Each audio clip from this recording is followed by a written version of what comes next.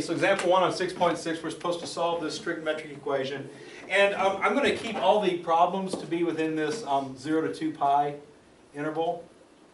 Or if you're in degrees, 0 to 360 degrees. But notice it says less than 2 pi, not equal to. So if you get 0, don't also put 2 pi. So we're throwing 2 pi out. That's just the end of it. So if we graphed it on a number line, open circle of 2 pi, we're not including that in our answers. Usually these trigonometric problems, if there's n answer, there's infinity answers, so that's how we handle that. And now I think about it, I think I might have had one that had infinity answers. If we do, I'll show you how to handle that. But most of them we're going to stick to the 0 to 2 pi region. So solve 2 sine squared of x cosine of x minus cosine of x equals 0. And you're going to have, I'm going to show you 3 different types of problems today, 3 different strategies you can use with these trig equations. And not every strategy works every single time. So it's going to be kind of a look at the problem and make a decision on what strategy you think will work best. The one thing I'll say that makes trig equations difficult is when there's 2 different types of trig functions in the same one, like here. All right. So there's different ways to deal with that scenario. One way is trig substitution. We do some substitution like Pythagorean identities, that kind of stuff. That might be helpful. If I did that here, made this 1 minus cosine squared, all of a sudden I'll get a cosine cubed. I don't know if I want to deal with any cosine cubes. So I've noticed the structure here is a term minus a term equals 0. And each of the terms contains cosine of x.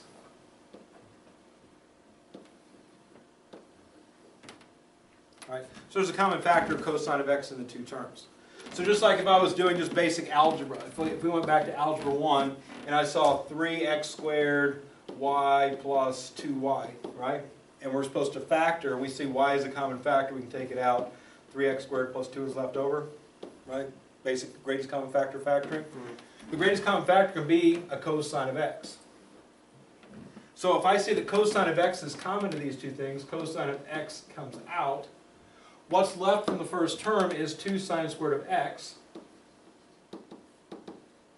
And what's left from the second term is the magical 1 that's sitting there in front of there that you don't see. So minus 1, and that equals 0 still.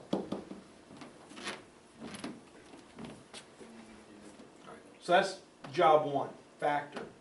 And the usefulness of factoring when we're solving an equation in general is if I get factored form equal to 0, I can use the zero product property to break it into 2 separate equations.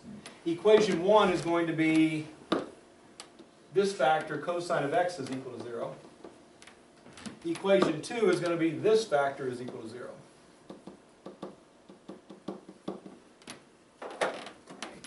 And notice the initial problem we had was that we had 2 different types of trig functions in the same equation, right? I broke it into 2 separate equations. This one only has cosine, this one only has sine. That's the most easy way to deal with it. If you can make that happen through factoring to get them separated, one trig function in one, one in the other, that's the easiest way to handle the scenario. We'll look at a more challenging one in example 2 that involves some trickeration. What's left now, the cosine of x equals 0 equation is ready to go. If cosine of x equals 0, then x is equal to the inverse cosine of 0. All right. Now what we learned in last chapter was that we only want an answer between 0 and pi, right? This is asking for all the answers between 0 and 2 pi. So we can find our initial answer between 0 and pi, which is pi over 2. But if we continue on around the unit circle and look on our sheet and go down the cosine column and we find 0, we'll see it happens again at 3 pi over 2. If it's asking you to stay on this interval, and it's one of those numbers 0, 1/2, square root of 2 over 2, square root of 3 over 2, or 1, positive or negative of those, then you should be able to get all the answers just off the sheet. You go down the cosine column, you find 0, happens in 2 places, go over and find the radian measure. If it said 0 to 360 degrees, go down and find the angle measures, 90 and 270. All right, find out where it happens.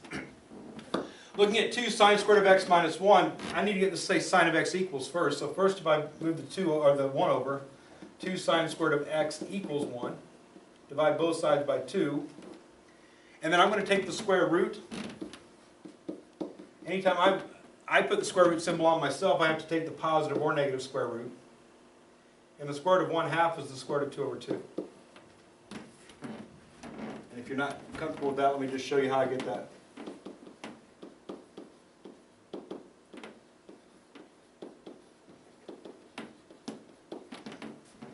Square root of a half is the square root of 2 over 2. So, sine of x equals plus or minus the square root of 2 over 2. So x equals anywhere sine equals either positive or negative square root of 2 over 2. That happens at pi over 4 and 3 pi over 4 for the positive one. 5 pi over 4 and 7 pi over 4 is where the negative one happens. So positive square root of 2 over 2 on both of those, negative square root of 2 over 2 on both of those. So all 6 of these answers represent the solutions to the problem they gave us. I go up there and replace x with these answers. If we just try it out real quick, you can always check your answers. It's pretty simple.